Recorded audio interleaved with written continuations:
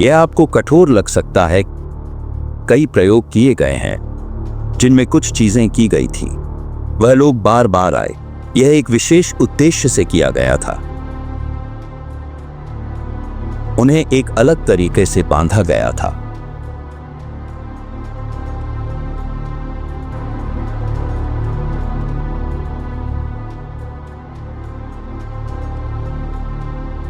नमस्कार सद्गुरु। क्या यह संभव है कि हम किसी प्रिय व्यक्ति की उपस्थिति का अनुभव कर सकें जो अब हमारे बीच नहीं है? तो लोगों के साथ आपके संबंध या तो शरीर या मन, थोड़ी भावनाएं या इन तीनों का मेल होता है ना?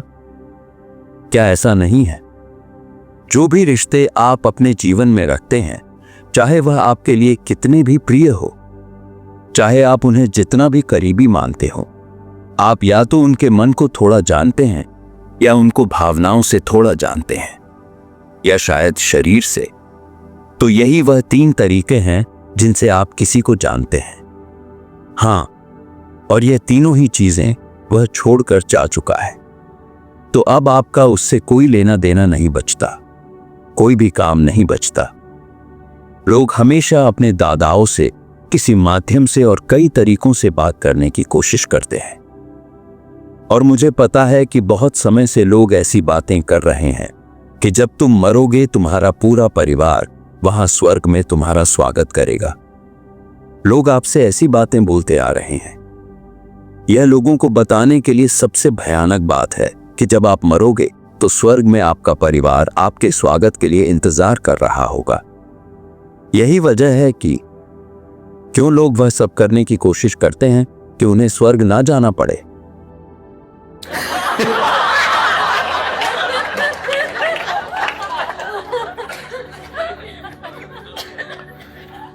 देखिए, यह आपको कठोर लग सकता है, लेकिन मैं चाहता हूं कि आप जीवन को वैसा देखें जैसा यह है।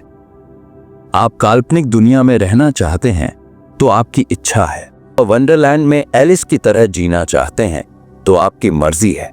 लेकिन आप वास्तविकता जानना चाहते हैं, क्योंकि अगर आप परे जाना चाहते हैं तो आपको वास्तविकता को वैसे जानना होगा जैसी वह है। नहीं तो परे कैसे जाएंगे? अगर आप वास्तविकता का सामना वैसे नहीं करते जैसी वह है, तब उससे ऊपर उठने का सवाल ही नहीं उठता, है कि नहीं? इसे ध्यान से देखिए। अपने जीवन में सबसे प्रिय व्यक्ति को ले और कृपया इस पर जरा गौर करें। आप इस व्यक्ति के बारे में क्या जानते हैं? शायद आपने उनके शरीर को थोड़ा जाना है, सब कुछ नहीं, थोड़ा ही। शायद आप उनके मन को थोड़ा सा जानते हैं, पूरा तो बिल्कुल भी नहीं। शायद आप उनकी भावनाओं को कुछ हद तक समझते हैं। इनके परे आप इस व्यक्ति के बारे में क्या जानते हैं? और कुछ भी नहीं, है ना? तो बस इतनी गहराई से ही आप उस व्यक्ति को जान सकते हैं। शरीर, मन, भावनाएं, यह तीनों चीजें वह मरने पर यहीं छोड़ जाता है। तो जब वह जा चुका है तो आपका उससे कोई लेना देना नहीं रह जाता। उसका आपसे अब कोई संबंध नहीं रह गया। वो भी अब आपसे कुछ नहीं चाहता है। केवल तभी जब संबंध मन, भावना और शरीर की सीमाओं से परे चला जाता है, सिर्फ तभी वह संबंध बना रहता है। कई प्रयोग किए गए हैं जिनमें कुछ चीजें की गई थी जिससे यह तय किया जा सके कि 2 लोग बार बार एक साथ आते हैं। बार बार विशेष उद्देश्य से किया गया था, केवल यूं ही या भावनाओं के लिए नहीं। यह कुछ खास चीजें पूरी करने के लिए किया गया था। तो यह लोग बार बार एक साथ लौटे। Together. But that was done and they were tied up in a different way, not on the emotional level or psychological or physical level, in a completely different. लेकिन यह एक अलग तरीके से किया गया था, भावनात्मक, मानसिक या शारीरिक स्तर पर नहीं, बल्कि एक बिल्कुल अलग तरीके से। जब तक कि कोई और आयाम न छू लिया गया हो, शरीर छूटने के बाद आपका उस व्यक्ति से कोई काम नहीं होता, क्योंकि सब कुछ बस वही होता है, मानसिक चेतना। और शरीर के छूटने का मतलब है कि आपका उस व्यक्ति से संपर्क टूट चुका है। देखिए, अगर किसी को अल्जाइमर हो जाता है तो वह अपनी पत्नी को या बच्चे को या किसी को नहीं पहचान पाता, बस इसलिए कि याददाश्त चली गई है। क्या ऐसा नहीं है? शरीर की अपनी यादें होती हैं, वह थोड़ा बहुत पहचान सकता है, लेकिन फिर भी ज्यादा नहीं। केवल दिमाग चले जाने से वह अब आपको नहीं पहचानता, तो क्या मृत्यु के बाद वह आपको पहचानेगा? कृपया इस पर अच्छे से गौर करें, न कि मूर्ख बनते रहे। तो आपका किसी से बस इतना ही जुड़ाव होता है, शारीरिक, मानसिक और भावनात्मक। इन चीजों का कोई महत्व नहीं रह जाता जब कोई व्यक्ति शरीर छोड़ देता है, तो अब उनसे आपका काम खत्म। आप जानते हैं, यीशु ने कहा था, मृतकों को मृतकों के पास छोड़ दो।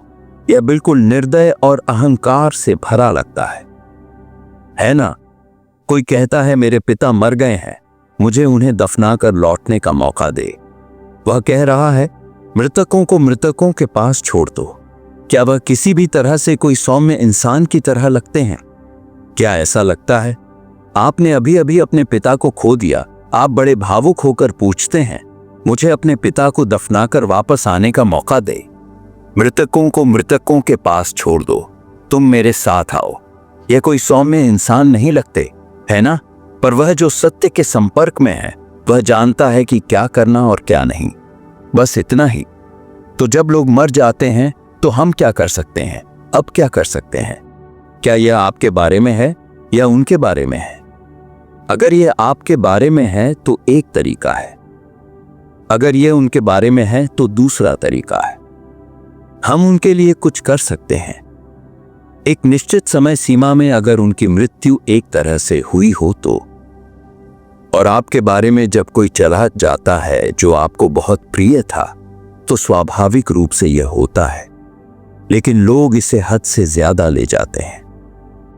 जब आपका कोई प्रिय चला जाता है तो आपके मन में उसके साथ बिताए हुए खूबसूरत पल याद आते हैं और आपको महसूस होता है, यह ऐसा था नहीं, तो वो पल याद आते हैं और आपको लगता है, मुझे यह करना चाहिए था, लेकिन मैंने उसके साथ ऐसा किया, मैंने उसे धोखा दिया, ये किया, वो किया, वगैरह। अब जब वह जा चुका है, जब कोई चला जाता है, तो अगर आप उसके जाने पर अपने जीवन को बेहतर बना सकें, यह सुंदर होगा। क्योंकि जब कोई चला जाता है तो एक तरह से वह आपके लिए तीव्र स्थिति होती है, क्योंकि किसी चीज का अचानक से चले जाना आपके लिए तीव्र स्थिति बनाता है ना? और यह पल अद्भुत होते हैं। इन पलों का उपयोग आपको अपनी उन्नति के लिए करना चाहिए।